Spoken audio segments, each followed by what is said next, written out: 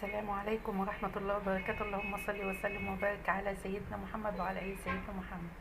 زي ما احنا شايفين اهو المرحلة التانية، قليت البدنجان، وزي ما انا قلت انا بقطعه طبعا مكعبات كده خلاص، وبرضو الفلفل بقطعه مكعبات وبقليه في الزيت، وده بتبقى سهل بدل ما اعمله حلقات كده وارجع تانية اقطعه، لا بتبقى سهل عليا ان انا اعمله كده خلاص.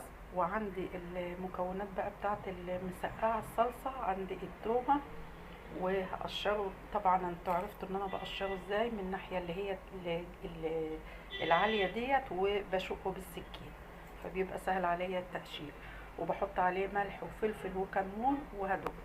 وعندي طبعا الطماطم بس خلاص. وبعد كده بحط بقى الصلصه ازاي،